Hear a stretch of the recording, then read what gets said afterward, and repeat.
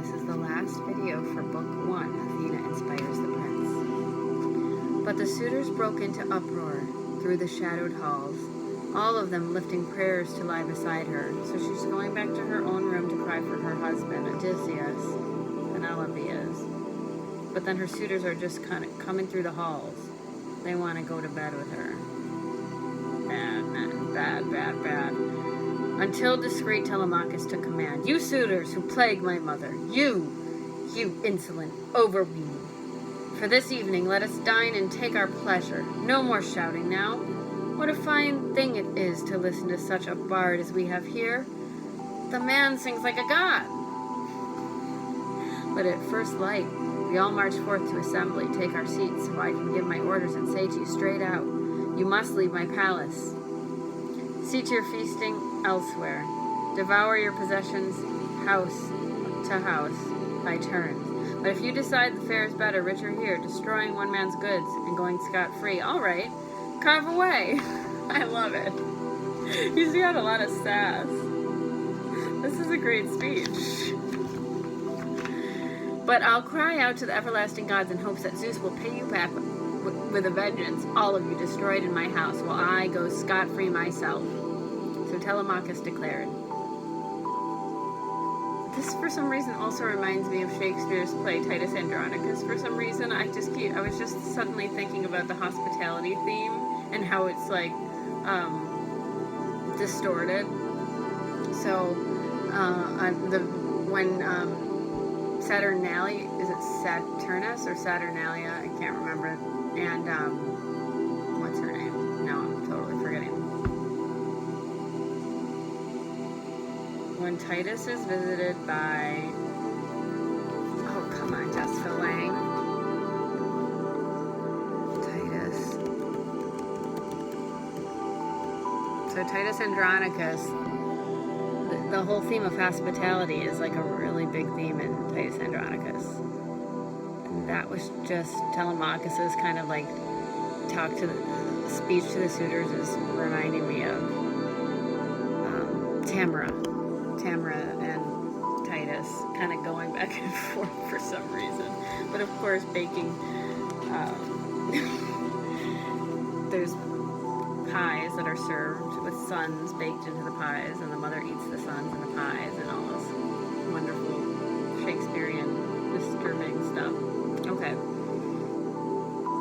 So Telemachus declared, and they all bit their lips, amazed the prince could speak with so much daring. You Pythes' son and Antinous broke their silence. Well, Telemachus, only the gods could teach you to sound so high and mighty. Such brave talk. I pray that Zeus will never make you king of Ithaca, though your father's crown is no doubt yours by birth. But cool-headed Telemachus countered firmly. Antinous, even though my words may offend you, I'd be happy to take the crown if Zeus presents it. You think that nothing worse could befall a man?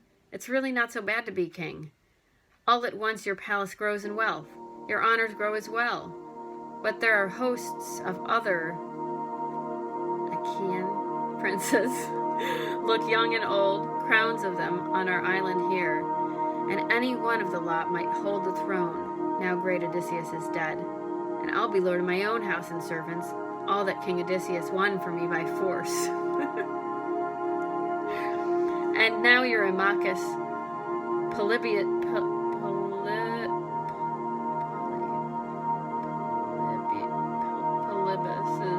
son,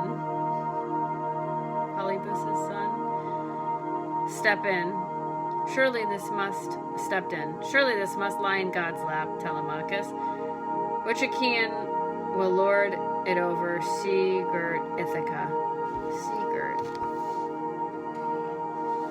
Do hold on to your own possessions. Rule your house. God forbid that anyone tear your holdings from your hands while men still live in Ithaca. But about your guest, dear boy, I have some questions.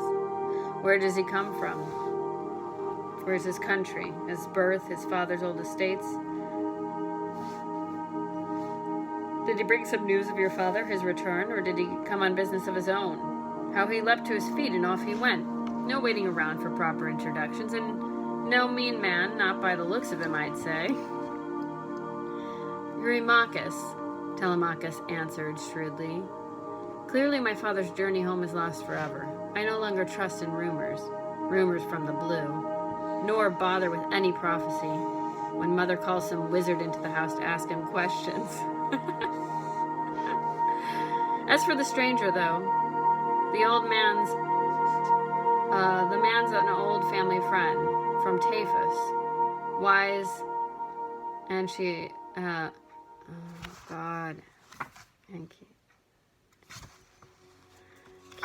I lost it. No, that's it. Come on, all the way back to the beginning. No, that's not the beginning. I know I looked this one up, didn't I?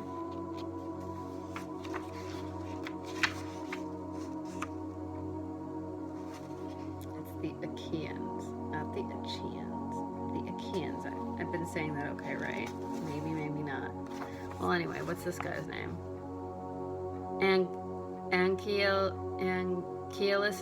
Anchialus. Okay, that's my best guess. From Taphus, wise Anchialus' son.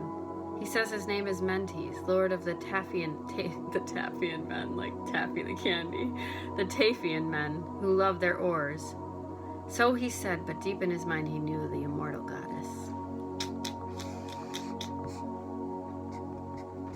Deep in his mind. Now the suitors turned to dance and song to the lovely beat and sway, waiting for dusk to come upon them there. And the dark night came upon them, lost in pleasure. I think I should read this for the Barber Project. But maybe not the video one, maybe the in-person, if I ever get to do that. Finally to bed, each to his own house. Telemachus, off to his bedroom built in the fine courtyard, a commanding lofty room set well apart, retired too, his spirit swarming with misgivings. His devoted nurse attended him, bearing a glowing torch. Euryclea, the daughter of Pisner's son, Laertes, had paid a price for the woman years ago, still in the bloom of youth. He traded 20 oxen, honored her on par with his own loyal wife at home, but fearing the queen's anger, never shared her bed. That's good. She was his grandson's escort now, and bore a torch, for she was one of the maids who loved the prince the most. She'd nursed him as a baby. Isn't this an interesting thing, Dara? There were nursemaids way back when. There were women who did not give birth in rich families. They would hire a nursemaid, someone to breastfeed the child that is not the person who gave birth to the child. So that'd be like if I was like, I'm not gonna feed Dara and Alana with my boobs. Let's get a nursemaid in here. You give my child your boob. Okay. He spread the doors of his smug, well-made room, sat down on the bed and pulled off his soft shirt, tossed it into the old woman's conscientious hands, and after folding it neatly, patting it smooth, she hung it up on a peg beside his corded bed, then padded from the bedroom. Drawing the door shut with a silver hook, sliding the door bolt home with its rawhide strap. There, all night long, wrapped in a sheep's warm fleece, he weighed in his mind the course Athena charted. That is a lovely sentence and a lovely image of a goddess kind of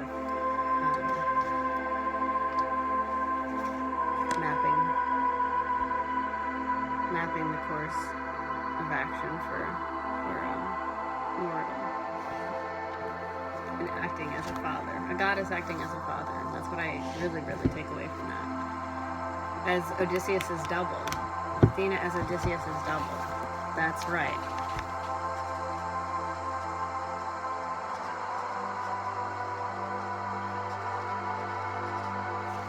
So many things in this. I'm really excited to read it. This is going to work out well. Let's see how long these are. I think I'll mark these with...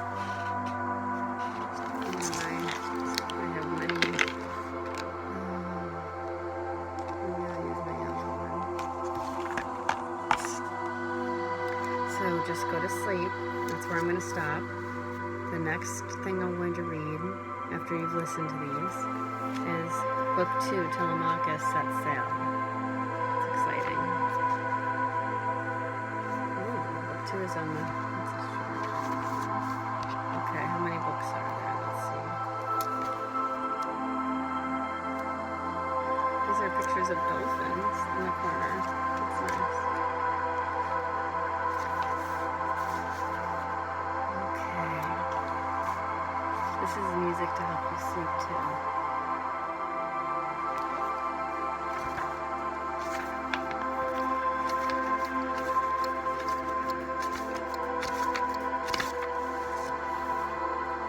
So what you can do is you listen when you're not able to sleep. You can listen, and then when you fall asleep, just go back to the place where you remember last, and you can start there the next night.